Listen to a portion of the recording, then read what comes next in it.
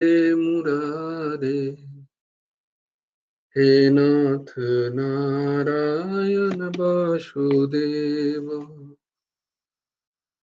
गोविंद राधा रमण हरि गोविंद जय जय हे कृष्ण गोविंद हरे मुरारे हे नाथ नारायण वासुदेव गोविंद जय जय गोपाल जय जय राधा रमण हरि गोविंद जय जय हे कृष्ण गोविंद हरे मुरारे हे नाथ नारायण वासुदेव गोविंद जय जय गोपाल जय जय राधा रमण हरि गोविंद जय हे कृष्ण गोविंद हरे मुरारे हे नाथ नारायण वासुदेव राधे श्याम श्याम श्याम राधे राधे राधे कृष्ण कृष्ण कृष्ण राधे राधे राधे श्याम श्याम श्याम राधे राधे राधे कृष्ण कृष्ण कृष्ण राधे राधे राधे श्याम श्याम श्याम राधे राधे राधे कृष्ण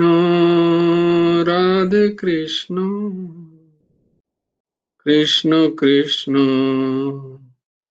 राधे राधे राधे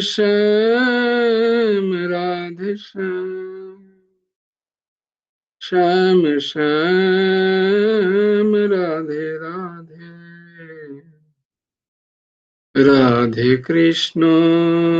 राधे कृष्ण कृष्ण कृष्ण राधे राधे सच्चिदानंद रूप ओम सच्चिदानंद रूपाय गुरावे बुद्धिसाक्षिणे श्रीहेमन्ताय वरिष्ठाय नमो अक्लिष्टकर्मणे कृष्णाय वासुदेवाय हरये परमात्मने प्रणतक्लेशनाशाय गोविन्दाय नमो नमः ॐ सच्चिदानन्दरूपाय कृष्णाय क्लिष्टकर्मणे नमो वेदान्तवेद्याय गुरवे बुद्धिसाक्षिणे श्रीकृष्णचैतन्यं भगवन्तं कृपार्णवम् प्रेमभक्तिवितारणाथं गौरीशवततारय मूकं करोति वाचालं पङ्गुं लङ्घयते गिरिं यत्कृपातमहं वन्दे परमानन्दमाधवम् नमो नलिननेत्राय वेणुवद्यो विनोदिने राधाधरो सुधापानो शालिने वनमालिने बर्हापीडं नटवरवपुः कर्णयो कर्णिकारम् बिभ्रद्वासो कनककपिशं वैजयन्तीं च मालाम् रन्ध्रान् वेणोऽधरसुधया पुरयन् गोपवृन्दे बृन्दारण्यं सपदरमणं प्राविशद्गीतकीर्तिः जयति परशरसूनु सत्तवती हृदयनन्दन वेश यस्य कमलगलितं वाङ्मयमृतं जगत् शिवोति यस्वानुभवमखिलश्रुतिसारमेकम् अध्यात्मदीपम् अतितितीर्षतां तमोहन्दम् संसारिणां करुणाय पुराणगुह्यम् तं मे शृणुमुपयामि गुरुं मुनि नारायणं नमस्कृत्य नरं चैव नरोत्तमम् देवीं सरस्वतीं व्यासं ततो जयो मुदीरये वाञ्छाकल्पतरुभ्यश्च कृपासिन्धुभ्यो एव च पतितानां पावनेभ्यो वैष्णवेभ्यो नमो নবকুমার চতুষ্পটির আরেকটা অধ্যায়ে তোমাদেরকে স্বাগত। অপর্ণাদির অনুরোধে সুতর্ষামা আজকে কাল ভৈরব স্তোত্র অষ্টকম পড়বে। অপর্ণাদি পরে আবার আমরা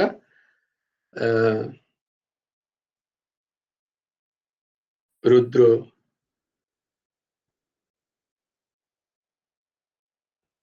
পরে আবার আমরা শিব তাণ্ডব শুনবো ওর কাছ থেকে। আজকেও বলছে যে আমি কাল ভৈরব অষ্টকম তো माताजी जैसे आज्ञा उनकी प्रसन्नता में ही हमारी प्रसन्नता।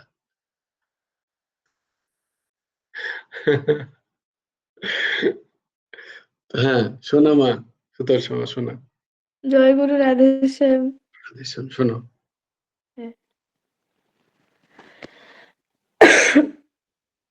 देवराज सेव्यमान पावनंगि पंकजं वालयज्ञसूत्रबिन्दुशेखरं कृपाकरं नारदादियोगिवृन्दवन्दितं दिगम्बरं काशिका पुराधिनाथ कालभैरवं भजे भानुकोटिभस्मरं भवान्ति तारकं परं नीलकण्ठमीप्सितार्थदायकं त्रिलोचनं कालकालमम्बुजाक्षमक्षशूलमक्षरं काशिकापुराधिनाथ कालभैरवं भजे शूलतङ्गपाशदण्डपाणिमाधिकारणं श्यामकायमाधिदेवमक्षरं निरामयं भीमविक्रमं प्रभुविचित्रताण्डवप्रियं काशिकापुराधिनाथ कालभैरवं भजे भुक्तिमुक्तिदायकं प्रशस्तचारुविग्रहं भक्तवत्सलस्थितं समस्तलोकविग्रहं विनाकायमुग्नहीमकिङ्किणीलसत्कटिं काशिकापुराधिनाथ कालभैरवं भजे धर्मसेतुपालकं तथा धर्ममार्गनाशकं कर्मपाशमोचनं सुशर्म दायकं विभुं स्वर्णवर्णशेषपाशशोभिताङ्गमण्डलं काशिकापुराधिनाथ कालभैरवं भजे रत्नपादुकाप्रभाविरामपादुयुग्मकं नित्ययतिथेयस्मितदिव्यतं निरञ्जनं मृत्युदर्पनाशनं करालमदष्टमक्षहं काशिकापुराधिनाथ कालभैरवं भजे अट्टहासवेन पद्मजन्दकोशसस्थितं दृष्टपादनष्टपापजालमुर्गशासनम् अष्टसिद्धिदायकं कपालमालिकाधरं काशिकापुराधिनाथ कालभैरवं भजे भूतसंघनायकं वृषालकीर्तिदायकं काशीवासलोकपूर्णपापशोधकं विभुं नीतिमार्गकोविदं पुराणनं जगत्पतिं काशिकापुराधिनाथ कालभैरवं भजे करालभाल कालभैरवाष्टकं पठन्ति ये मनोहरं ज्ञानमुक्तिसाधनं विचित्रपूर्णवर्धनं शोकमोहदैन्यलोभकोपतापनाशनं ते पयन्ति कालभैरवं सन्निधिं ध्रुवं देवराजसेव्यमानपावनाङ्घ्रि पङ्कजं बालयज्ञसूत्रबिन्दुशेखरं कृपाकरं नारदादियोगिवृन्दवन्दितं निरम्बरं काशिकापुराधिनाथ कालभैरवं भजे জয় গুরু রাধেশ্যাম।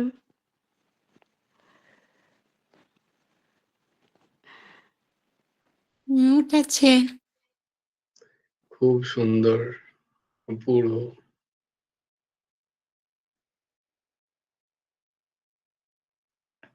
যা, হ্যাঁ সবাই দাও হাততালি।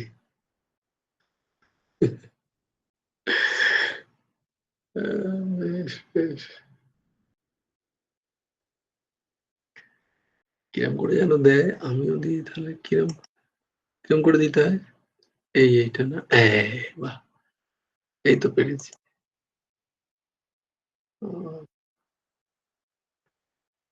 গৌরহরি অনেকদিন আসেনি, কি ব্যাপার? মাঝে মাঝেই গায়েব হয়ে যায়। বেশ, আজকে ভাগবত, আজকে আমরা শুনবো অর্ঘ্য বাবার কাছ থেকে মহান ভক্ত কথা, ভক্ত গাথা। আমরা সবাই মন দিয়ে শোনো। রঙ্গনাথজির পরম ভক্তা। জয় গুরু রাধেশ্যাম। জয় গুরু রাধেশ্যাম। রঙ্গনাথজি মানে তোমাদের বলে দিই, যে যেখানেই দাস মাঝে মাঝেই যায় ডিউটি করতে, ত্রিচি, তো সেখানেই রঙ্গনাথজি অবস্থান করছেন। তো তাই সেখানকারই কথা। বেশ, শোনো। यस्य प्रसादात् भगवत् प्रसादो यस्य प्रसादात् न गति कुतयोऽपि ध्यायंस्तु भंस्तस्यं যশস্ত্রীসন্ধং বন্দে গুরু শ্রী চরণারবিন্দম। প্রথমেই পরমারাধ্য শ্রী গুরুদেবের শ্রী চরণ কমলে জানায় অনন্ত কোটি সাষ্টাঙ্গ প্রণাম। আজ শ্রী গুরুদেবের শ্রীচরণে পরম ভক্তা বারমুখীজি সম্বন্ধে দু এক কথা বলার চেষ্টা করছি মাত্র। বারমুখীজি হয়েছেন দক্ষিণ ভারতে একজন পরম ভক্তা হয়েছেন। ওনার নাম নাভাজি ভক্তমালাতেও লিখেছেন এবং পরবর্তীকালে আমাদের ভগবত রসিক দেবজি হয়েছেন স্বামী হরিদাসজি মহারাজের পরম্পরায়, মানে আমাদের নিম্বাক সম্প্রদায়েরই একটা অংশ বৃন্দাবনের ভগবত রসিক দেবজি। তো উনি এই বারমুখীজির নাম ওনার ভক্ত নামাবলিতে উনি উল্লেখ করেছেন আর কি। তো উনি পরবর্তীকালে ভক্ত হয়েছিলেন, কিন্তু প্রথম জীবনটা ওনার একটু অন্যরকম ছিল। উনি প্রথম জীবনে ছিলেন একজন নগরবধূ, যাকে আমরা গোদা বাংলায় বেশ্যা বলে থাকি আর কি। তো উনি প্রথম জীবনে নগরবধূ ছিলেন। তো ওনার ওই দক্ষিণেই রঙ্গনাথজি মন্দিরের কাছে কোনো একটা গ্রামে ওনার বাড়ি ছিল। তো ওনার যে বাড়ি ছিল, ওই যে উনি বিরাট ওই বিভিন্ন ওই নগরবধূ ওই যে বিভিন্ন ওই সব কর্ম করে তিনি অনেক পয়সা রোজগার করেছিলেন, এবং পয়সা রোজগার করে তিনি ওনার বিরাট ঘর বানিয়েছিলেন, মহল বানিয়েছিলেন। তার মহলের চারদিকে বাগান ছিল, সুন্দর গাছপালা, সরোবর, উনি নির্মাণ করিয়েছিলেন।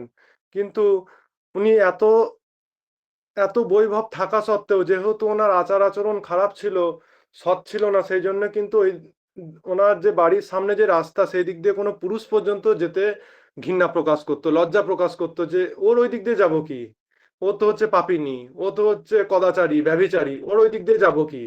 তো ওই দিক দিয়ে কোনো পুরুষ পর্যন্ত, কোনো পুরুষ স্ত্রী মানে সজ্জন ব্যক্তি পর্যন্ত ওই দিক দিয়ে যাওয়া আসা করতেন না। তো কি হয়, হঠাৎ একদিন আগেকার দিনে যেমন সাধু মহাত্মারা বিভিন্ন জায়গায় ভগবান নাম সংকীর্তন করতে করতে বিভিন্ন জায়গায় ধর্ম প্রচার করতেন। তো একদিন ওই গ্রাম দিয়েও সে সাধু মহাত্মা ধর্ম প্রচার করছেন। তো আগেকার দিনে সাধুরা ছিলেন রমতা যোগী। তো যেখানেই সন্ধে হয়ে যেত সেখানেই একটা গাছপালা বা কোনো জায়গা দেখে, সুন্দর মনোরম জায়গা দেখে তারা সেখানেই সেই রাতটা বাস করতেন, সেখানেই তারা নাম সংকীর্তন করতেন। ভিক্ষা যে অন্ন সেইখান থেকে তারা ভগবানকে ভোগ লাগিয়ে সেবা প্রসাদ পেতেন, রাত হয়ে যেত, আবার তারপরই আবার ওনারা সকালবেলায় অন্য জায়গায় আবার নাম প্রচারে বেরিয়ে যেতেন। তো একদিন কি হয়েছে যে বারমুখীজি যে গ্রামে বসবাস করতেন সেই গ্রামে সেই ভক্তরা আসেন আর কি, সেই সাধু মহাত্মারা নাম প্রচার করতে করতে আসেন। এবং ভগবত ইচ্ছাতে কি হয় না, ওনার যে বাড়ির সামনেতেই ওনার বাড়ির সামনেতেই দেখলেন যে এই সময় সন্ধ্যা হয়ে গেছে, আবার কোথায় যাব সন্ধ্যাবেলা, এখন সন্ধ্যা হয়ে গেছে। তখন কি হলো না, ওই সাধু মহাত্মারা কি করলেন না, সাধু মহাত্মারাই ওই বারমুখীজির যে ঘরের সামনে যে উদ্যান ছিল সেই উদ্যানেই ওনারা ওনাদের যে ভগবানকে রাখলেন, শালিগ্রামজি, কারুর গোপালজি, কারুর ভগবান রামচন্দ্র, এবং তারা সেখানেই ভগবানের জন্য তারা প্রসাদ তৈরি করতে লাগলেন। এবং সন্ধেবেলায়, সেদিন সন্ধেবেলাতে তারা ওনাদের যেমন সন্ধেবেলায় নিয়ম ছিল ভগবানের কথা করা, কীর্তন করা, প্রবচন করা, এরকম হলো।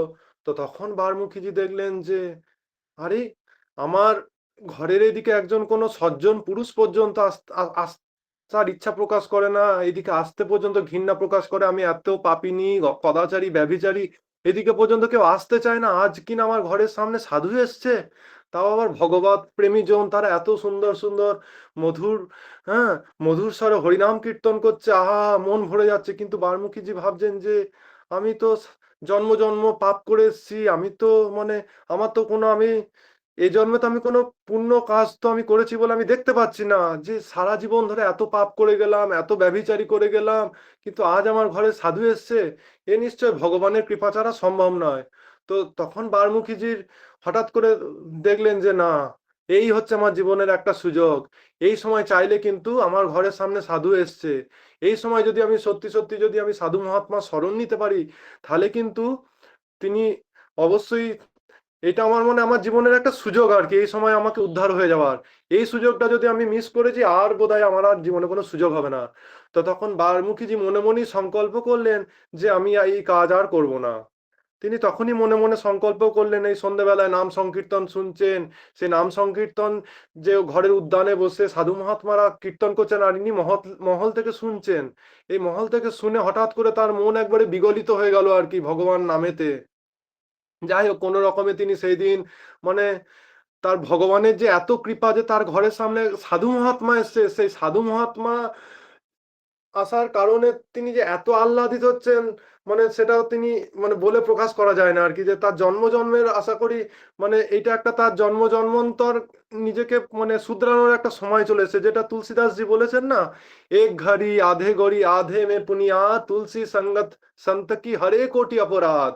তিনি কোটি কোটি অপরাধ করেছেন, কিন্তু তিনি এখনো সাধু মহাত্মার সঙ্গ পর্যন্ত করেন নাই, সাধু মহাত্মার সামনে পর্যন্ত যান নাই। কিন্তু ওই সাধু মহাত্মার যে বাক্য, সেই বাক্য তার কানে আসছে, তাদের হরিনামের কথা, তাদের উচ্চস্বরে কীর্তন করছেন ভগবানের, তাতেই তার কতটা মনের পরিবর্তন হলো। তারপর তিনি কোনো রকমে সেই রাতটা পার করলেন। সকালবেলায়, ভোরবেলায় সাধু মহাত্মারা ভোরবেলায় সেখানে সরোবরে স্নান করেছেন, ভগবানের জন্য পুষ্প চয়ন করে ভগবানের পুজো করেছেন, এরকম করেছেন। তারপরে আবার তারা নাম সংকীর্তন নিয়ে তারা যখন আবার অন্য জায়গায় প্রচারের উদ্দেশ্যে যখন রওনা হচ্ছেন, তখন কি হলো না, তখন বারমুখীজি কাঁদতে কাঁদতে কাঁদতে কাঁদতে ওই যে যে সন্ত মহাত্মাদের যে জমাত বা মন্ডলী, ওখানকার যিনি প্রধান সাধু, যে মানে বয়োজ্যেষ্ঠ যিনি সাধু, সেই সাধু মহাত্মার চরণে এসে পড়লেন যে হে ভগবান, আপনি, হে সন্ত ভগবান, আপনি আমাকে এইভাবে আমাকে ত্যাগ করবেন না। সাধু মহাত্মা দেখছেন যে কি ব্যাপার, এইরকম করে আমার কাছে এইভাবে কান্নাকাটি করছে কেন, বলছে কে তুই, বল কে তুই, কে তুই, বল তুই কে। তখন বাল্মীকিজি একটাই কথা বলছেন যে আমাকে আপনি আপনার স্মরণে রেখে দিন, আমাকে আপনি আপনার সেবা করার সুযোগ দিন প্রভু, আমাকে আপনি আপনার সেবা করার সুযোগ দিন, আমাকে আপনি আপনার স্মরণে নিয়ে নিন। তখন সেই মহাত্মা বলছেন যে আমি তো ওইভাবে কারুর তো ওইভাবে আমি কাউকে স্মরণে রাখতে পারি না, বা কারুর তো ওইভাবে আমি সেবা গ্রহণ করতে পারি না, কারণ আমাদের যে সাধু, যে সন্ন্যাসের নিয়ম, সেই সন্ন্যাসের নিয়ম আমাদের গুরুদেব বলেছেন যে যাত্রার আমরা হাতে সেবা গ্রহণ করতে পারি না, আগে তার আচার বিচার, আচার আচরণ কিরকম সেটা তো আমাদেরকে দেখতে হবে, নহলে আমরা যে কে কিভাবে ধন দিচ্ছে, কার ধনটা কি কতটা সৎ উপায়ে অর্জিত হয়েছে সেটা যদি আমাদের মানে সেটা যদি আমরা যাচাই না করি, তাহলে তো আমাদের অন্যের দোষ লাগবে। সেই মানে অসৎ উপায়ে অন্যতে যদি আমরা যদি সেবা করি, তাহলে তো আমাদের সেই অন্যের দোষ আমাদের লাগবে, আমাদের মন তো অপবিত্র হয়ে যাবে। আমরা তো এটা আমরা করতে পারবো না, আমাদের তো গুরু মহারাজ এরকম আদেশ দেন নাই। ততক্ষণ বাল্মীকিজি বারবার বলছেন যে আমাকে আপনি স্মরণে নিন। বলছে যে তুই কে, তুই তার পরিচয় বল। বলছে যে প্রভু আমার পরিচয় আপনি জিজ্ঞেস করবেন না। বলছে কেন, কি হয়েছে? বলছে আমার পরিচয় যদি আপনি জানতে পারেন তাহলে আপনি আমাকে ত্যাগ করবেন। দিয়ে বলছে না না তুই বল, তুই নিঃসংকোচ হয়ে বল যে তোর পরিচয় কি। তখন বাল্মীকিজি কাঁদতে কাঁদতে চোখের জলে তিনি কি করছেন, সে সাধু মহাত্মা চরণে নিবেদন করছেন যে আমি একজন নগরবধূ, এরকম অসৎ উপায়ে আমি ধন অর্জন করি, তারপরে ভোগ বিলাস করি, তার জন্যই এত জমি জায়গা মহল এসব আমি করেছি আর কি অসৎ উপায়ে। তখন সাধু মহাত্মা দেখছেন না, তাহলে তো আমি কখনোই এই অসৎ উপায়ের ধনে তো আমি কখনোই মানে সেবা লাগাতে, আমি তো কখনোই সেবা করতে মানে সেবা গ্রহণ করতে পারবো না। গুরুদেবের নির্দেশ আছে, গুরুর আজ্ঞা করিয়ে আসি, গুরুদেবের আদেশের আমরা কি করে উল্লঙ্ঘন করতে পারি? গুরুদেবের আদেশের তো কোনো উল্লঙ্ঘন হয় না। তো তখন বাল্মীকিজি বলছেন যে না, তোর তো আমি সেবা গ্রহণ করতে পারবো না। তো তখন সাধু মহাত্মারা মানে এমন ভাবে বাল্মীকিজি আর কি চরণে পড়ে আছেন, মানে বাল্মীকিজিকে ওনারা ত্যাগও করতে পারছেন না, যে অসৎ উপায়ে মানে অর্থ দিয়ে আমাদের সেবা করতে চাইছে, চলো এর সেবা আমরা গ্রহণ করবো না, চলো অন্য জায়গায় যাই। তো তিনি সেটাও করতে পারছেন না, কারণ বাল্মীকিজি সত্যি সত্যি ওনার অনুশোচনা হয়েছে, এত অনুশোচনা হয়েছে, এত যে চোখের জল তিনি ভাসাচ্ছেন। সে সাধু মহাত্মা সেই বাল্মীকিজির চোখের জল দেখে আর মানে স্থির থাকতে পারছেন না। তখন সাধু মহাত্মা বললেন যে হ্যাঁ, তোর সেবা আমি গ্রহণ করতে পারো, অবশ্যই তোর সেবা আমি গ্রহণ করব, কিন্তু তোকে একটা কথা দিতে হবে। বলছে বলুন ভগবান, আমি আপনার কি সেবা করতে পারি? বলছে তুই যে পাপ কাজ করছিস, তোকে সেই পাপ কার্য ছেড়ে দিতে হবে। তো বাল্মীকিজি বলছেন যে এই পাপ কার্য ছাড়ার সংকল্প তো আমি তো আগের দিন সন্ধ্যেবেলাতেই নিয়ে নিয়েছি, যখন আমার ঘরের আঙিনায় যখন এত এত সাধু মহাত্মা এসছে, আহা আমার কত না সৌভাগ্য আমার উদয় হয়েছে, যে সাক্ষাৎ ভগবান কত কৃপা করেছেন, যে সাক্ষাৎ আমাকে তার ভগবত প্রেমীজনদেরকে আমার কাছে পাঠিয়েছেন, এইরকম ভগবানের কত দয়া। তখনই আমি প্রতিজ্ঞা করেছি যে আমি এই ধর্ম, আমি যে এই পাপ কার্য করছি, এই পাপ কাজ থেকে আমি বিরত থাকবো, আমি আর কোনোদিন এই পাপ কার্য করব না। তারপরে তিনি কি করলেন, যে সেই সাধু মহাত্মা বললেন যে আর একটা শর্ত আছে। বলছে কি? বলছে তোর এই যে পাপের পয়সাতে যা ধন সম্পত্তি অর্জন করেছিস, সেই ধন সম্পত্তি তো আমি সেবা করতে পারবো না, কারণ আমাদের গুরুদেবের সেই আদেশ নাই। তবে হ্যাঁ, তুই এই ধন সম্পত্তিকে সব বিক্রি করে দিতে, তুই যা আছে সব বিক্রি করে দে, কিচ্ছু তোর কাছে রাখিস না, এবং সেই বিক্রি করে যে পয়সা উপার্জন হবে সেখানে তুই একটা সুন্দর রঙ্গনাথ ভগবান, রঙ্গনারায়ণ ভগবানের জন্য একটা তুই সুন্দর একটা সোনার বিভিন্ন মণিমাণিক্য দিয়ে একটা সুন্দর তুই মুকুট তৈরি করা। হ্যাঁ, সুন্দর একটা তুই মুকুট তৈরি করা, এবং তাহলে আমি তোকে স্বীকার করবো আর কি। যদিও সাধু মহাত্মা তো উনি তো অন্তর্যামী, উনি তো আগেই স্বীকার করে নিচ্ছেন সাধু মহাত্মা। তার আগে একটা মানে একটা জায়গা আমি বলতে ভুলে গেলাম, যে সাধু মহাত্মারা যখন যাওয়ার জন্য প্রস্তুতি হচ্ছিলেন, তখন কিন্তু বাল্মীকিজি সাধু মহাত্মার জায়গায় খুব চরণে পড়েছেন, যে এইভাবে তো সেবা গ্রহণ করতে পারবো না। সাধু মহাত্মা যখন বলছেন, তখন বাল্মীকিজি বলছেন যে সাধু মহাত্মা যখন চরণ ধরেছেন, যে আপনি তো ত্যাগ করে যাবেন, আপনি যেতেই পারেন, আপনি এই সমর্থ, আপনি যেতেই পারেন, কিন্তু আমি তো পাপী ছিলাম, পাপী থাকবো। আপনি এসছেন, আমি তো পাপী ছিলাম, পাপী ছিলাম, আমি পাপ কার্য করছিলাম, সেই পাপ কার্য হয়তো আমি করতেই থাকবো, আমি তো পাপিনী ছিলাম, পাপিনী থেকেই যাব। কিন্তু আপনি যে চলে যাচ্ছেন, এতে তো আমার কোনো কিছু হয়ে যাচ্ছে না, আমি তো পাপিনী ছিলাম, পাপিনী থাকবো, আমাতে এতে আমার কোনো ক্ষতি নাই। কিন্তু এতে কিন্তু আপনার মানে আপনার দোষ, যে সাধু হয়ে এরকম একজন জীবকে উদ্ধার করতে পারছে না। কারণ সাধুর স্বভাবই তো হচ্ছে অধমকে পতিতকে পরিত্রাণ করা, সাধুর কাজই তো হচ্ছে জগতের লোককে পরিত্রাণ করা, জগতের লোককে ভগবত চরণে লাগানো। তো আজ আপনি আমার ঘরে এলেন, নাম সংকীর্তন করলেন, এক রাত বাস করলেন, তারপরেও যদি আপনি আমাকে উদ্ধার না করতে পারেন, এটা তো আপনার কলঙ্ক, আপনার সাধুত্বে কলঙ্ক। আমার কিছু নয়, আমি তো পাপিনী ছিলাম, পাপ করছিলাম, পাপ করব, এরকম করতে করতে আমার জীবনটা কেটে যাবে। আমার কি যায় আসে? আমাকে, আমার সমাজে না আছে কোনো সম্মান, না আছে কোনো লোক লজ্জা, কিচ্ছু নাই। আমার কি এসে যায়? আমার তো যা হারানোর আমি তো সব আগেই হারিয়ে ফেলেছি, আমার তো আর নতুন করে কিছু হারানোর নাই। আমি পাপিনী ছিলাম, পাপিনী থাকবো। কিন্তু আমার ঘর থেকে আজ সাধু এসে যদি ফিরে যায়, তাহলে এতে আমার অপমান নয়, অপমানটা হবে আপনাদের প্রভু। তখন সাধু মহাত্মা দেখলেন যে না, এ তো সত্যি তো মানে খুব সংস্কারী জীব। যাই হোক, যেমনই ওনার কর্ম থাক, সংস্কারী জীব, পূর্বজন্মে নিশ্চয়ই বহুত বহুত কিছু সংস্কার আজ হয়তো এই সময় উদয় হয়েছে, সেই জন্য ওর মুখ দিয়ে ভগবান এইরকম কথা বার করাচ্ছেন, নাহলে তো এরকম কথা তো বের হয় না। তো তখন সাধু মহাত্মা ওনার সেই ও মানে কি বলবো, ওনার সেই প্রেমেতে বিগলিত হয়ে তিনি বললেন যে তোর সেবা আমি অবশ্যই গ্রহণ করতে পারি, কিন্তু তোকে তোর ধন সম্পত্তি বিক্রি করে দিয়ে ভগবানের জন্য একটা মুকুট তৈরি করতে হবে। আর তোর ওই অসৎ উপায়ের ধন তো আমরা ডাইরেক্ট ওইভাবে গ্রহণ করতে পারবো না, তবে হ্যাঁ, তোর সেবা আমরা গ্রহণ করতে পারবো যদি তুই নিজে পরিশ্রম করে সৎ উপায়ে, যদি কোনো পরিশ্রম করে যদি ওই অর্থ উপার্জন করতে পারিস, সেই যে উপার্জিত ধন, সেই উপার্জিত ধনে তুই যদি আমাদের সেবা করতে পারিস, আমাদের ভগবানের সেবা দিতে পারিস, তাহলে আমরা অবশ্যই, এখানে যতজন সাধু মহাত্মা আছে সবাই সেই সেবা অবশ্যই আমরা গ্রহণ করব, তাতে কোনো সন্দেহ নাই। তখন বাল্মীকিজি কি করতেন না, ওই গোবর কোড়াতেন, কোথাও বা বনে কাঠ কোড়াতেন, বা এইসব করে তিনি খুব কষ্ট করে যেটুকু যায় জুটতো, কিন্তু সৎ উপায়ে করে তিনি সাধু সেবা করতেন। আর এদিকে তিনি কি করলেন না, তার জমি জায়গা সব বিক্রি করে দিলেন একজন স্বর্ণকারের কাছে, এবং তার কাছে যে, তার বদলে তিনি সেই স্বর্ণকারের কাছ থেকে একটা মুকুট তৈরি করলেন। এবার মুকুট তৈরি করতে তো একটা সময় লাগবে, মোটামুটি প্রায় 3 মাস ওই মুকুটটা তৈরি করতে সময় লেগে গিয়েছিল সেই সময় আর কি, তখনকার দিনে। তো তখন কি করেছিলেন, ওই বাল্মীকিজির যে বাগানের যে আঙিনায়, সেখানেই সাধু মহাত্মারা বাস করতেন, ওখানেই যে সাধু মহাত্মাদের বাল্মীকিজি সেবা করতেন, ওনাদের জন্যে ওনাদের বিভিন্ন কাঠ, কন্দমূল, ফল এইসব সংগ্রহ করতেন, পুজোর ফুল, এরকম করে সাধু মহাত্মা সেবা করতেন। সাধু মহাত্মাদের সাথে নাম সংকীর্তন করতেন, কথা প্রবচন হতো, সেই কথা প্রবচন শুনতেন। আস্তে আস্তে আস্তে আস্তে 3 মাস পেরিয়ে গেল সৎসঙ্গের মাধ্যমে। তারপর হঠাৎ একদিন এইভাবে রঙ্গনাথজির মুকুটটা তৈরি হয়ে যায়। তারপরে সেই স্বর্ণকার এর কাছ থেকে সেই বারমুখীজি সেই মুকুটটাকে নিয়ে আসেন আর কি। যাই হোক, তো এরপর বারমুখীজিকে সন্ত মহাত্মা বলছেন, তো এরপর তো 3 মাস হয়ে গেছে, এরপর তো এই মুকুটটা ভগবান রঙ্গনাথজির চরণে অর্পণ করার সময় এসে গেছে, চ তো তুই এই মুকুটটা অর্পণ করবি, চ।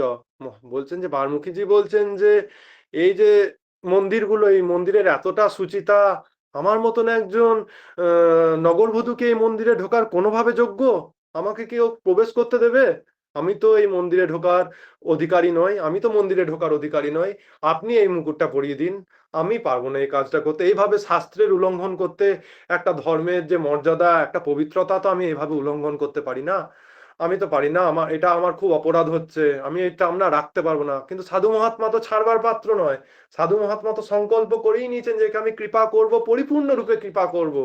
তো তখন কি করছেন না, বললেন যে না, আমি এই কথা শুনবো না, তুই যাই বল, তোকে যেতে হবে এবং রঙ্গনাথজির মন্দিরে গিয়ে তুই এই মুকুটটা ভগবানের চরণে অর্পণ করবি।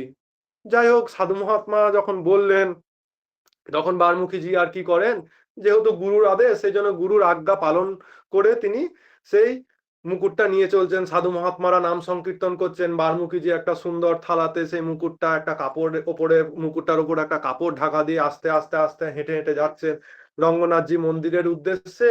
আর সাধু মহাত্মারা নাম সংকীর্তন করতে করতে যাচ্ছেন।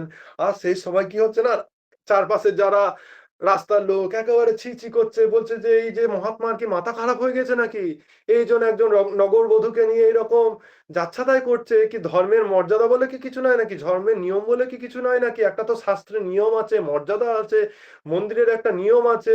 ঠিক আছে, উনি মহাত্মা হতে পারেন, ওনার কাজ জীব উদ্ধার করা, তা বলে উনি এইরকম করে মন্দিরের নিয়ম উল্লঙ্ঘন করবেন? এটা তো ঠিক নয়, এটা তো একদম উচিত নয়। তো এরকম করে সাধু মহাত্মাকে অনেকে অকথা কুকথা বলছে, বাল্মীকিজিকেও তো যে জানা তাই বলছেন যে এতদিন এতদিন এত খারাপ খারাপ কাজ করেছিস, আজ দেখো কত বড় ভক্ত সাজছে, এরকম বলছে। তা বলে কি মন্দিরের নিয়ম রাখবে না? এরকম যে যা পাচ্ছে আর কি মুখে আসছে তাই বলছে। তো আস্তে আস্তে আস্তে বারমুখীজি সেই রঙ্গনাথ মন্দিরে দুয়ারে প্রবেশ করছেন আর কি। তো যাই হোক, দৈববশে এক ঘটনা কি ঘটে না, হঠাৎ করে তার মাসিক ধর্ম শুরু হয়ে যায়। যখন মাসিক ধর্ম শুরু হয়ে যায় তখন মানে তো লোকে তো ছিছিকার করছে, কি অবস্থা, মহাত্মাজি কি করছেন, একজন নগরবধূ তাও এই অবস্থায়, মাসিক ধর্ম হয়েছে এই অবস্থায়, তিনি মানে যেটাকে মানে এই অবস্থায় কি করে ভগবানের সেবায় নিয়ে যাওয়া যেতে পারে, মানে কি এটা কি মানে ওনার কি মাথায় কোনো বুদ্ধি কাজ করছে না, এইভাবে মন্দিরের মানে নিয়ম কি করে উল্লঙ্ঘন করা যেতে পারে। যাই হোক, তখন সাধু মহাত্মা দেখলেন যে না ঠিক, একে তো ভগবান স্বীকার করেই নিয়েছেন, কারণ এ যদি স্বীকার না করতেন তাহলে তো এই জমি জায়গা সবকিছু বিক্রি করে দিয়ে কোনোদিন ভগবানকে এত কিছু সমর্পণ করতেন না, বা এইভাবে শরণাগত হয়ে যেতেন না। যাই হোক, এর হয়তো কোনো পূর্বজন্মের কোনো হয়তো কোনো খারাপ সংস্কার যেটা হয়তো এই সময় আর কি তাকে ভগবানের থেকে মানে সরাসরি ওইভাবে হয়তো প্রত্যক্ষ বিগ্রহের সামনে হয়তো যেতে দিচ্ছে না। যাই হোক, কিন্তু ও তো মনে মনে ভগবানকে স্বীকার করেই নিয়েছে, আর ভগবানও ওকে স্বীকার করে নিয়েছে। যাই হোক, ও তো যখন মন্দিরের নিয়ম তো আর ওইভাবে উল্লঙ্ঘন করা যায় না, মানে সাধু মহাত্মাও তখন ওনার হৃদয়টাও আর কি কেঁপে উঠলো যে না, ও যে মুকুটটা দিয়েছে আমি গিয়ে বরং ভগবানকে বলি গা যে আপনার এই ভক্ত এত কষ্ট করে একটা মুকুট তৈরি করেছে, আপনি এই মুকুটটাকে স্বীকার করুন। মানে মহাত্মা ওই বাল্মীকিজির হাত থেকে মুকুটটা নিয়ে গিয়ে ভগবানকে পরাতে যাবেন। তো রঙ্গনাথজির মন্দিরে গর্ভগৃহে আর কি সেই মহাত্মা প্রবেশ করছেন। তো সেই সময় ভগবানকে যেই মুকুটটা, মানে রঙ্গনাথজির বিগ্রহ হচ্ছে বিশাল বিগ্রহ, বিরাট বিগ্রহ, মানে মাটি থেকে ভূমি থেকে রঙ্গনাথজির মাথা ওইভাবে স্পর্শ করা যায় না, মানে এতটাই উঁচু। যাই হোক, সেই মহাত্মা যখন সেই রঙ্গনাথজির চরণে সেই মুকুটটাকে যখন সমর্পণ করতে যাবেন, তখন ভগবান বললেন যে না, আমি তো স্বীকার করবো না এইভাবে। বলছে যাকে দিয়ে তৈরি করেছো, যার পড়ানোর কথা ছিল সেই এসে পড়াবে, আমি তোমার কাছ থেকে স্বীকার করব না।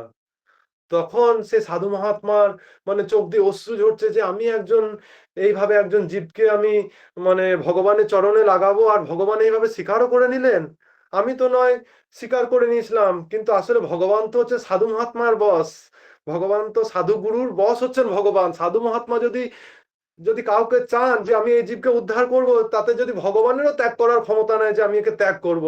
মানে বলার উদ্দেশ্য এটাই যে আমাদেরকে গুরুদেব স্বীকার করে নিয়েছেন, আমরা যদি মনে প্রাণে গুরুদেবকে চরণ যদি একবার স্মরণ করতে পারি, যদি ভগবান শ্রীকৃষ্ণ রাধারানী যদি শত চেষ্টাও করেন, ওনারা কোনো দিন আলাদা হতে পারবেন না, কারণ আমাদেরকে গুরুদেব স্মরণে রেখে নিয়েছেন।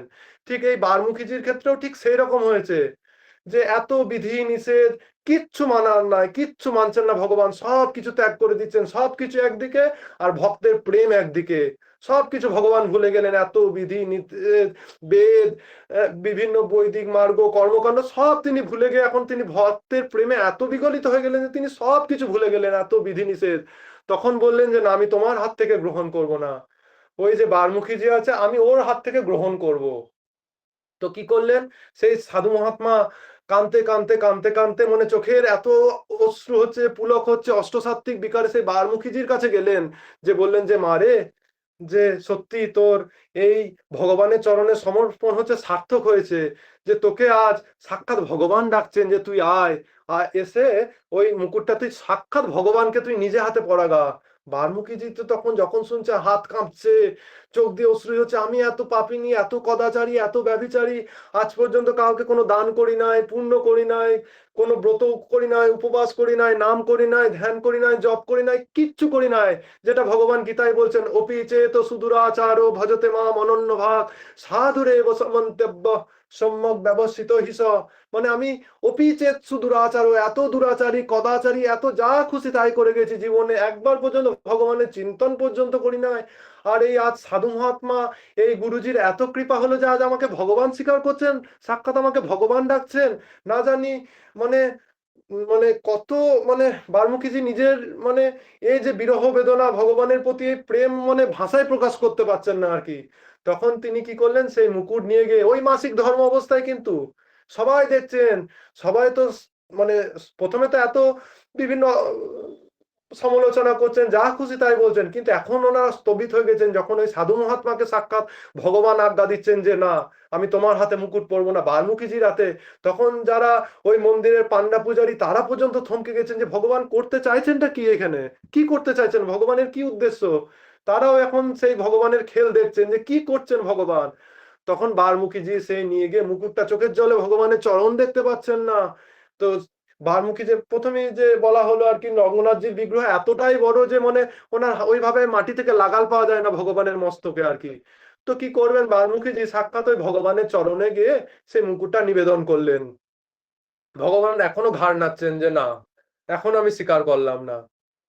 এরপর সাধু মহাত্মা বলছেন যে ও তো গেল, আপনি বললেন যে আমি ওকে পাঠাও, ওর হাত থেকে স্বীকার করব, এখনো পর্যন্ত আপনি গ্রহণ করছেন না কেন? তখন ভগবান অন্তঃপ্রেরণা দিলেন, এইভাবে আমার চরণে রাখলে কিন্তু আমার কাজ হবে না, আমার ঠিক সেই আমি প্রেম আস্বাদন করতে পারছি না।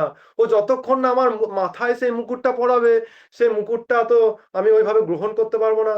তো তখন সে মহাত্মা বললেন যে ও লাগাল পাবে কি করে, ও তো এইরকম ছোট হাইট, হ্যাঁ, একে ছোট হাইট, আর আপনার হচ্ছে এত বিশাল বিগ্রহ, কি করে লাগাল পাবে? তখন ভগবান বলছে এর একটা উপায় আছে, বলছে আমি তাহলে ওর মাথাটা ঝুঁকিয়ে নি। তখন সবারই সামনে দেখতে পারলেন যে সেই রঙ্গনাথ ভগবান সেই মস্তকটা এরকম করে ঝুঁকিয়ে বারমুখীজির কাছ থেকে সেই মুকুটটাকে গ্রহণ করলেন। তো এখানে ভগবান কি ওই মুকুট পরার জন্য ঝুঁকছেন? ভগবান তো অবশ্যই সেই মুকুটটাকে স্বীকার করলেন। এখানে ভগবান কার কাছে নতমস্তক হচ্ছেন? না ওই যে সাধু মহাত্মার ওই যে ওনার যে দৃঢ় সংকল্প, সেই সংকল্পের আগেও সেই ভগবান নতমস্তক হচ্ছেন। মানে ওনার যে সংকল্প যে আমি এই বারমুখীজিকে উদ্ধার করব, ওনার যে সংকল্পের আগে ভগবান আর কি নিজের মস্তকটাকে ঝুঁকিয়ে দিলেন আর কি, যে না সত্যি তিনি সেটা নীরব ভাবে সেই সাধু মহাত্মার সেই সংকল্পকে নিয়ে স্বীকার করলেন। এবং যেহেতু সেই সাধু মহাত্মা যখন স্বীকার করেছেন বারমুখীজিকে, ওই জন্য সাক্ষাৎ ভগবানও স্বীকার করতে বাধ্য। তো মানে বারমুখীজি পরবর্তীকালে সেই সাধু মহাত্মা ভগবান রঙ্গনাথজির কৃপায়, গুরুজির কৃপায় এতটাই বড় ভক্ত হয়ে গেলেন যে এই ভগবান রসিকদেবজি যখন ভক্ত নামাবলী লিখছেন আর কি, এটা পেলাম আর কি, এই লাইনটা আর কি পেলাম আর কি ইয়ে করে, মানে ভক্ত নামাবলীতে তিনি ওইখানে বলছেন, সে না ধানা কবিরা নামা কুবা সদন কসায় বারমুখী রে দাস সভা মে সহি না শ্যাম হাসায়। মানে বারমুখী জি কার কার সাথে, মানে সে সাক্ষাৎ জগৎগুরু রামানন্দাচার্য ভগবানের শিষ্য সেননাইজি, যার কথা একদিন হয়েছিল আমাদের এইখানে, মানে যে নাপিত ছিলেন মানে যিনি ওই সাধু মহাত্মার সাথে সৎসঙ্গতে ব্যস্ত ছিলেন আর কি, দিয়ে তার হয়ে সেই সাক্ষাৎ ভগবান ওই রাজার মালিশ করে দিয়েছিলেন। সেটা গুরুদেবের বই থেকে একদিন কথা হয়েছিল আর কি, সেননাইজির কথা একদিন এখানে হয়েছিল ভাগবতে। তারপর হচ্ছে ধন্যাচার্যজি, উনিও জগৎগুরু রামানন্দাচার্য ভগবানের শিষ্য। কবির দাসজি, সাক্ষাৎ নামদেবজি, কুবাজি, জগন্নাথ মহাপ্রভুর সাক্ষাৎ প্রেমী ভক্ত সাধন কসাই, তাদের সাথে এই মানে সাধু মহাত্মার এত কৃপা, কি বল, সাধু মহাত্মার এত কৃপা, সেই ভগবান রঙ্গনাথজির এত কৃপা যে বারমুখীজিকেও সেই এইরকম রবিদাসজি, যিনি হচ্ছেন মীরাবাইজির গুরুদেব, এই কয়েকদিন আগে রবিদাসজির কথা এখানে হলো, সেই রবিদাসজির যে সভা, সেই সন্ত সভাতে তিনি সেই ভগবত রসিকদেবজি সেই বারমুখীজিকেও তিনি তার পূর্বজন্ম যেমনই থাক, কিন্তু ভগবানের কৃপা সাধু মহাত্মার সংকল্প কেমন হয় যে তিনি এই বারমুখীজিকে রবিদাসজির মতন সাক্ষাৎ ভগবান ধর্মরাজ্যের অবতার, যিনি মীরাবাইজির গুরুদেব, মানে যার এত এত শিষ্য, কবির দাসজি, সেননাইজি, এইরকম মহাত্মাদের পাশে বারমুখীজিকে বসাচ্ছেন। তাই গীতাতে সেই ভগবানই ওই পানিটা বলছেন, অপি চেত শূদ্র আচার ভজতে মা অনন্য ভাগ সাধুরেব সমন্তব্য সম্যক ব্যবস্থিত হিস। তাকে তুমি সাধু বলে জানবে যে এইভাবে শরণাগত হবে। তাই বারমুখী যে এইরকম শরণাগত, সে অপিচেত সুদূরাচার ছিল তো ছিলই, কিন্তু সে যে ভজতে মাম অনন্য ভাগ, সে সাধু মহাত্মার স্মরণ কিন্তু অনন্য ভাবে নিয়েছেন, ভগবানের স্মরণ অনন্য ভাবে নিয়েছেন। সেই জন্য কি করলেন না, রবিদাসজি, সেননাইজি, এইরকম তুলসীদাসজি, এইরকম যারা ভগবত প্রেমীজন, এনাদের পাশেও সেই বারমুখীজির নাম নিচ্ছেন। মানে এই হচ্ছে গুরুদেবের কৃপা, ভগবানের কৃপা। এইখানেই মানে গুরু ভাগবতীর কথা গুরুদেবের চরণে নিবেদন করছি। বাহ! অদ্ভুত, অপূর্ব বাল্মীকিজির ভক্ত চরিত্র, অদ্ভুত।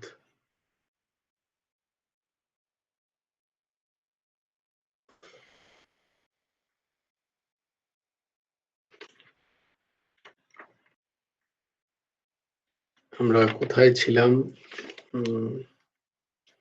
বিবেকী মনের খোরাকের বইটি কার কার কাছে আছে?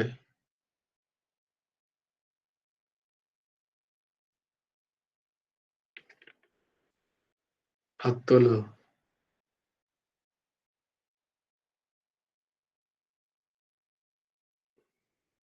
অপর্ণদি, আমরা কোথায় ছিলাম বিবেকী মনের খোরাকে?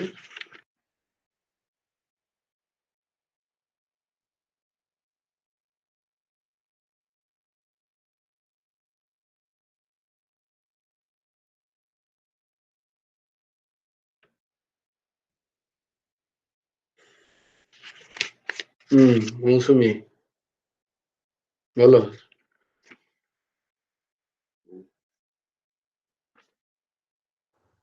কোথায় ছিলাম মনে নেই, বইটা আমার কাছে আছে। ও আচ্ছা, বইটা আছে, তার প্রশ্নের উত্তরে হ্যাঁ হাত তুলেছি। কোথায় ছিলাম সেটা জানা নেই। হ্যাঁ, অর্ঘ, বলো কোথায় ছিলাম? কোথায় ছিলাম এক্সাক্ট লাইনটা মনে হয়, তবে শ্রেয় ও প্রিয়র মধ্যে শ্রেষ্ঠতা ওই প্রবন্ধটা চলছিল, কারণ অত দূর পর্যন্ত দাগ দেওয়া আছে। হ্যাঁ, ওইটাই চলছিল। বাহ, বাহ। নিজের মঙ্গলকর বিষয় হুম মানুষ নিজের মঙ্গলকর বিষয় একমাত্র গুরু ছাড়া জানিতে পারে না। গুরু বিনা মানুষ শ্রেয় পেয়ে ধাঁধায় পড়িয়া যায়। ও, ওইখানটা হয়েছিল।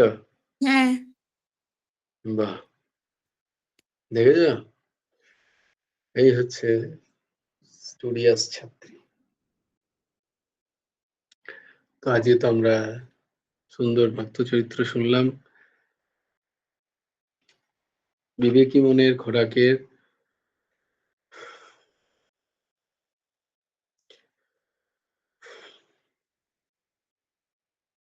14 নম্বর পাতায়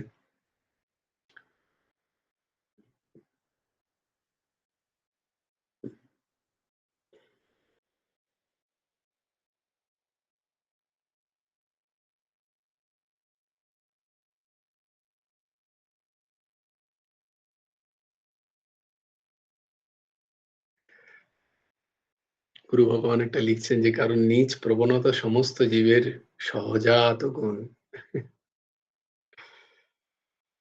জীবের স্বাভাবিক প্রবণতাই হচ্ছে নিজ। জলের স্বভাব যেমন তেমন নিম্ন দিকে ধায়, আর আগুনের স্বভাব যেমন সবকিছু পোড়ায়। আর দাঁড় কাকেরই স্বভাব যেমন, দাঁড় কাকেরই স্বভাব যেমন, সে শুধু কা কা করে, সে শুধু কা কা করে, হরি নাম বলে না, স্বভাব তো কখনো যাবে। তো আমাদের স্বভাব হচ্ছে নিম্ন দিকে।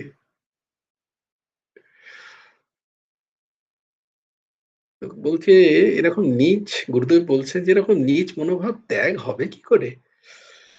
এক সদ্গুরুর প্রয়োজন, যিনি আমাদের হাতে ধরে সুদৃঢ় পূর্ব সংস্কারকে ধ্বংস করে আমাদের শ্রেয় মার্গের পথ দেখাতে পারেন।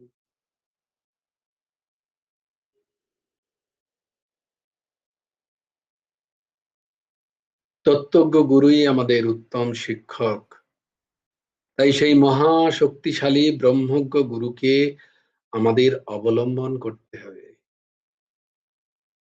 উত্তম শিক্ষক কে? তত্ত্বজ্ঞ গুরু হতে হবে। কি বলছেন গীতা? কি বলছে? তত্ত্বদর্শিণা তদ্বিদ্ধি প্রণিপাতেন পরিপ্রশ্নেন সেবয়া উপদিক্ষন্তি তে জ্ঞানম জ্ঞানিনা তত্ত্বদর্শিণা। তত্ত্বদর্শী গুরুর কাছে যেতে হবে।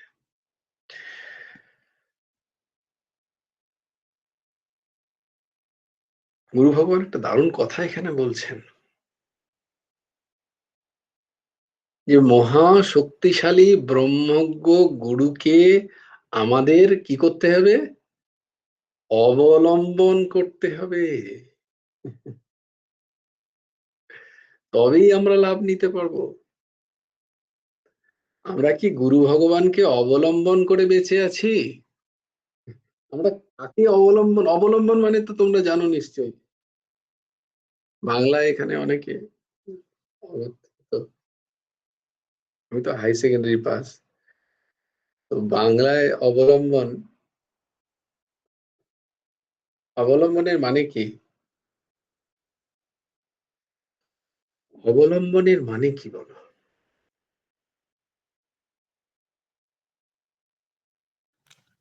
আঁকড়ে ধরে থাকা। অবলম্বন মানে যাকে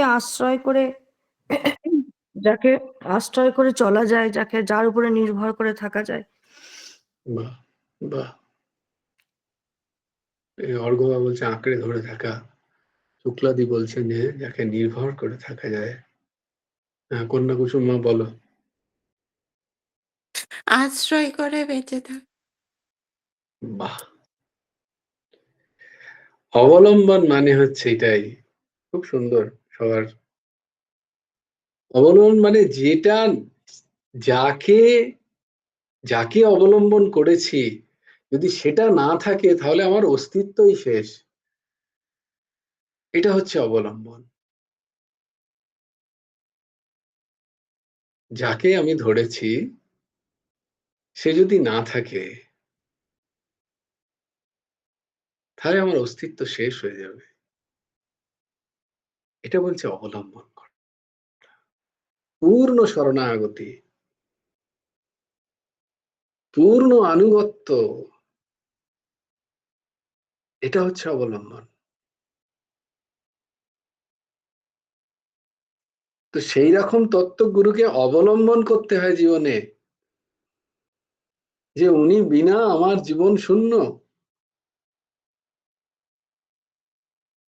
ইয়ান মুহূর্তম ক্ষণম ব্যাপী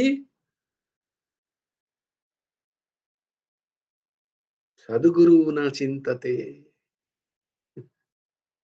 সাহানি তন্মহৎ ছিদ্রম সা ভ্রান্তি সা চ বিক্রিয়া।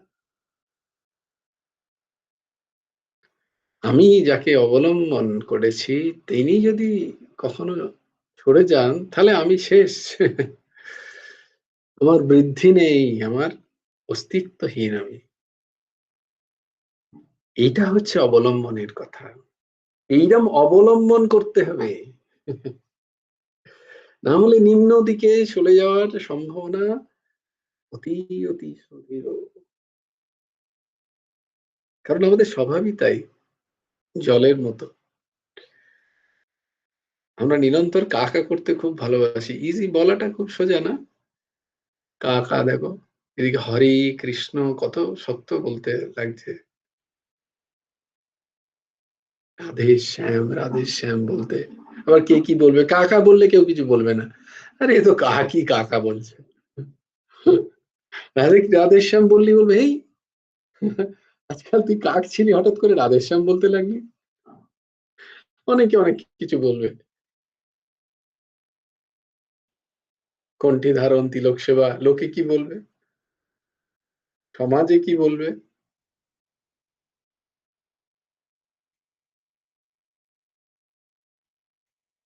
কাকা বললে তখন কিছু বলবে না, কারণ সবাই তো কাকা করছে না। সেখানে একজন যদি দুম করে একটুখানি হরে কৃষ্ণ বলতে শুরু করে, সত্যি সমস্যা।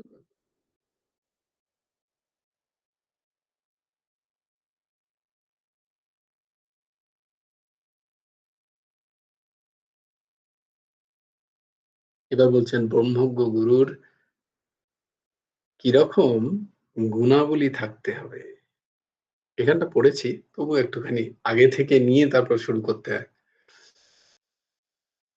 প্রশান্ত চিন্তায় জিতেন্দ্রিয়ায় প্রক্ষিণ দোষায় यतोक्तकारिणे गुणान्वितायानुगताय सर्वदा प्रदाये मेतत् सकलं मुमुक्षरे।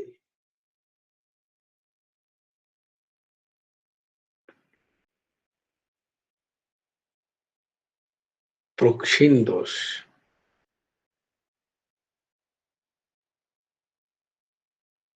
যে গুরুর সমস্ত কামাদি দোষ নিবৃত্ত হয়েছে,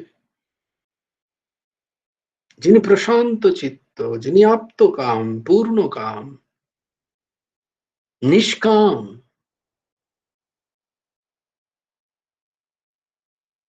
জিতেন্দ্রিয়,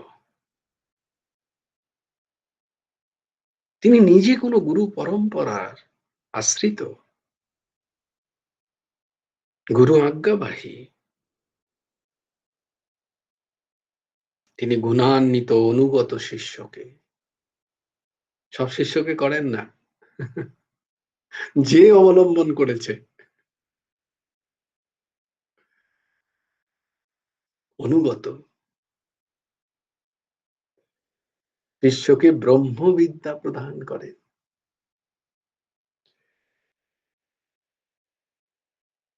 তাই শ্রুতিতে বলিলেন আচার্যবান পুরুষো বেদাহ, অর্থাৎ যাহার ব্রহ্মজ্ঞ গুরু আছেন তিনি তা বুঝতে পারেন।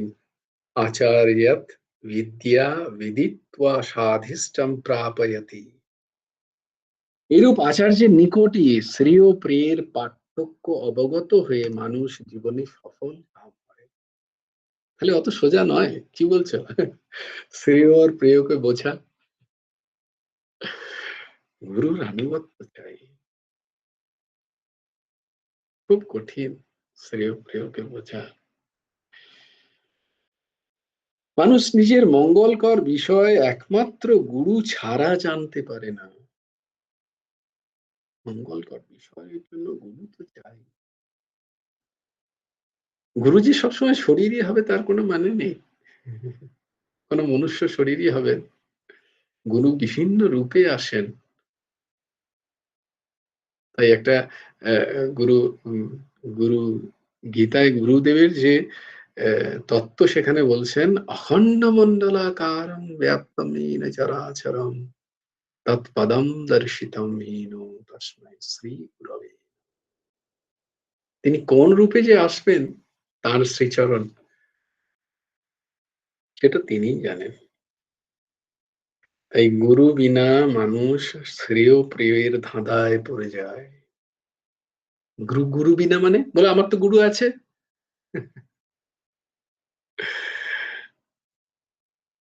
কিন্তু তা দেখা যাচ্ছে তার শ্রেয় প্রিয়ের তো জ্ঞান নেই।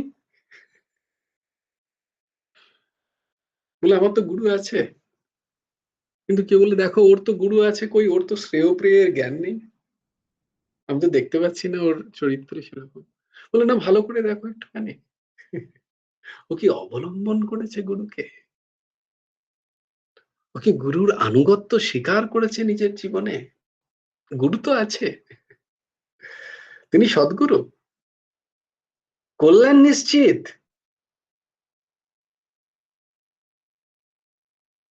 কল্যাণ নিশ্চিত।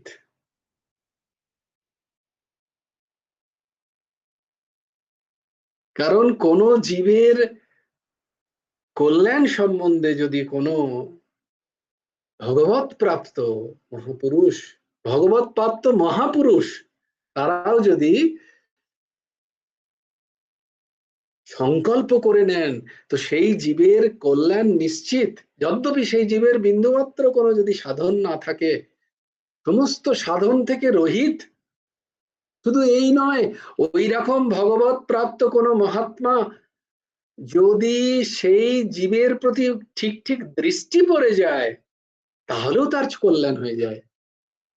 আচ্ছা ওটাও নয়, আরো পড়ে যাও, বলছে যদি মৃত্যুর সময় সেই জীব নিরন্তর, যেমন আমাদের শোনালেন, ও তো ওই সময় তার শরীর থাকতে থাকতে তার মধ্যে অনুশোচনা হয়েছে, বলে সেটাও প্রয়োজন নেই। যদি এমন কোন পাপাচারী, দুরাচারী, কদাচারী, অনাচারী জীব তার দেহ ছাড়ার সময় যদি সেখানে কোনো দৈব বশত তার বহু পূর্বকৃত কর্ম সুকর্মের বসে যদি কোনো সাধু মহাত্মা এসে পৌঁছে যায়, তার যদি চোখ ওই মহাত্মার দিকে চলে যায়, বলে তাতেও উদ্ধার হয়ে যাবে সে। আচ্ছা বলছে এর থেকেও কি চল, বলে এর থেকেও হয়, কিরকম, বলে মরে গেল, শরীরটা যাচ্ছে কারুর,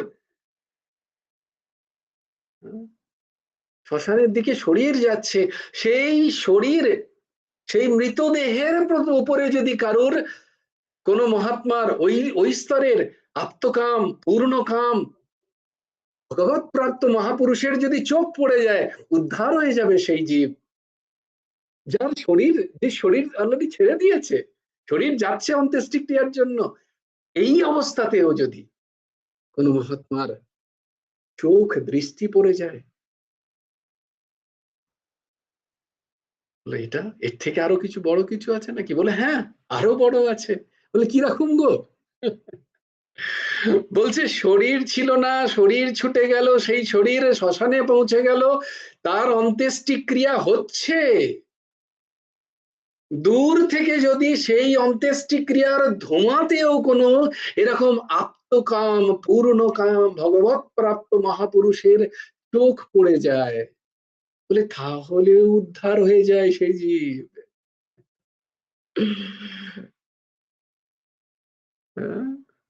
এই জন্য বলে संतन के संग लाग रे तेरी अच्छी बनेगी। अरे किसका संग लग रहा है? संतन का संग लग, कोई ऐसे संत के साथ लग जा, जुट जा, उसका अनुगत्य स्वीकार कर ले, तेरा अच्छा ही अच्छा बनेगी, कभी बुरा नहीं हो सकता है। संत तरा, संत तर देते हैं, संत कभी किसी को बांधते नहीं है। এক আত্মকাম, পূর্ণকাম মহাপুরুষই আমাদের পূর্ণ আনন্দ চায়, বদলে কিচ্ছু চায় না তারা।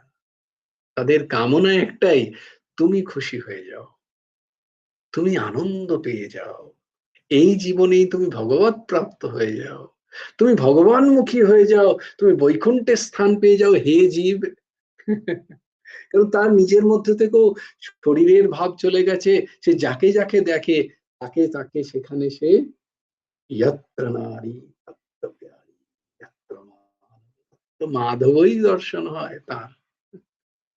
সমদর্শনে কি এইরকম সমদষ্টি মহাপুরুষ যদি ওই রকম কারুর কোন জীবের দেহ অন্ত্যেষ্টিক্রিয়ার তার ধোঁয়াও যদি চোখ পড়ে যায়, বলে সেই জীবের উদ্ধার হয়ে যায়। বলছে আরো কিছু আছে নাকি শাস্ত্রে? এর থেকেও কিছু আছে? বলে হ্যাঁ আছে। বলে কিরকম? বলছে যদি কোনো এক, নাম আমি ভুলে যাচ্ছি, কোন এক সময় নিশ্চয়ই আবার জানাবো তোমাদের, সত্যি কথা, সত্যি ঘটনা, কোন এক ওইরকম গভীর জঙ্গলে বহু জীবের বক্র যোনি প্রাপ্ত হয়ে তারা একসাথে অনেক অনেক প্রেত যোনিতে তারা বাস করত। কোন তাদের ভাগ্য উদয় হয়ে সেখানে এক মহাত্মার অন্ত্যেষ্টিক্রিয়া হয়েছে। কোন মহাত্মা দেহ ছেড়েছেন, তার দেহের পঞ্চত্ব সেখানে অন্ত্যেষ্টিক্রিয়া হয়েছে। সেই অন্ত্যেষ্টিক্রিয়ার ধোঁয়াতে সেই জঙ্গলে যত যত বক্রজনী প্রাপ্ত, প্রেতজনী প্রাপ্ত যত জীব ছিল তারা সব উদ্ধার হয়ে গেছে। বলছে কয়েকজন তাদের বন্ধু ছিল, তাদের আত্মীয় ছিল, তারা কিছু অন্য জায়গায় গেছিল, অন্য গ্রামে গেছিল, তারা যখন ফিরে এসে দেখছে আরে এখানে তো কেউ নেই। বলে কোথায় গেল? বলে কাউকে দেখতে পাচ্ছি না, কি ব্যাপার, সব গেল কোথায়? সব প্রেত উদ্ধার হয়ে গেছে। ওই প্রেতরা এসে দেখছে যে আর এখানে কেউ নেই, এরা কোথায় গেল? খোঁজ নিয়ে নিয়ে জানতে পারে যে এরম ব্যাপার হয়েছে। তখন তারা মাথা চাবড়াচ্ছে, হায় রে হায়, হায় রে হায়, আমি কেন আত্মীয়ের বাড়ি গেলাম? কেউ কেউ বলে আমি ওর জন্য এটা করিনি, আমি ওর জন্য ওটা করিনি। প্রেত হয়ে তখন মাথা চাপড়াচ্ছে, আমি কেন গেলাম আত্মীয়র বাড়ি।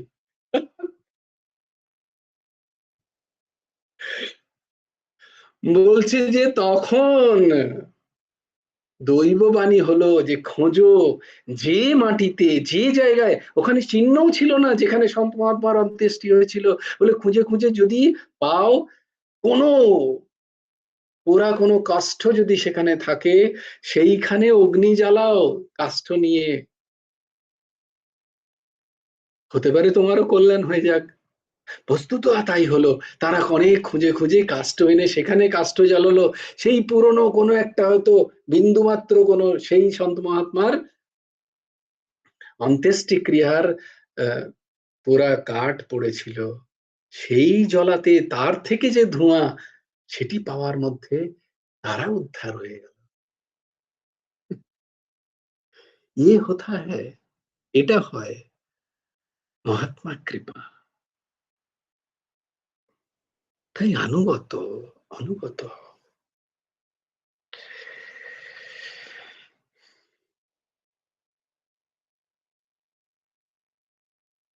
না, অনুগত হলে শ্রেয় প্রিয়ের ধাঁধায় পড়তে হয়।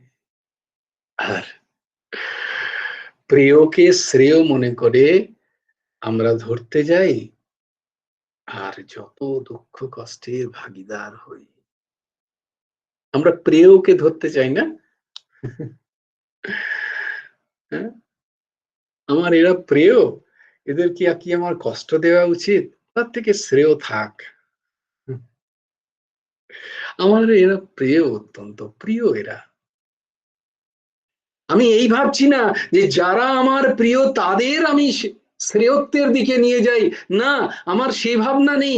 আমার ভাবনা হচ্ছে এরা আমার প্রিয়, এদের প্রিয়তা নষ্ট না করার জন্য আমি নিম্ন গতিতে যাই। কি অদ্ভুত আমার জীবন দর্শন! আমি নিম্ন দিকে যাই, ওরাও তার সাথে যাচ্ছে। যে প্রিয়র জন্য তুমি অধর্মের আচরণ করবে, সে প্রিয় তো যাবেই যাবে, তার সাথে তুমিও কি বাঁচবে?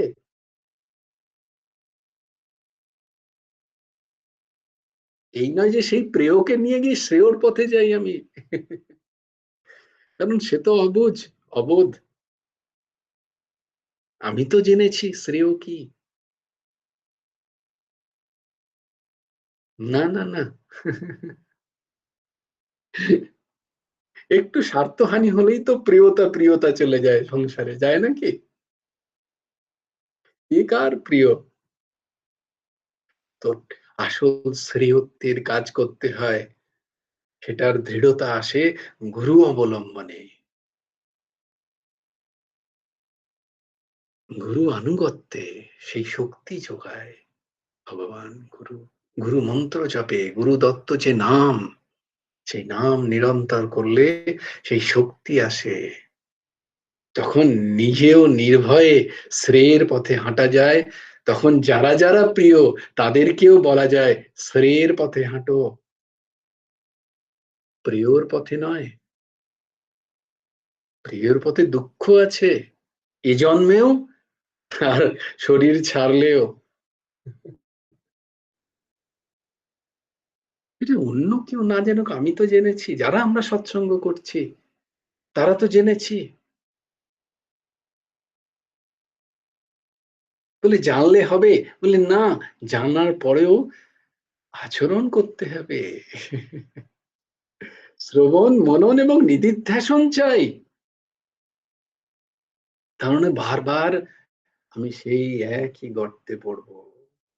বারংবার আমাকে এইরকম ভাবে শ্রেয় পেয়ের ধাঁধায় পড়ে মনুষ্য জন্ম ব্যর্থ হবে।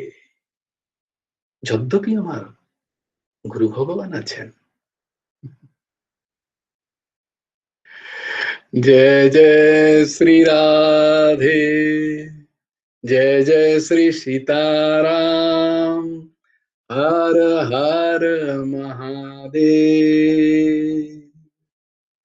भज गुरु हेमंत देव राधेश, जप हरे कृष्ण हरे राम। जय गुरु राधेश्याम, राधेश्याम राधेश्याम, श्याम श्याम राधे राधे, राधे कृष्ण राधे कृष्ण। কৃষ্ণ কৃষ্ণ রাধে রাধে জয় গুরু রাধে শ্যাম শ্রী গুরার্পণমস্তু শ্রী হেমন্ত দেবার অনমস্তু।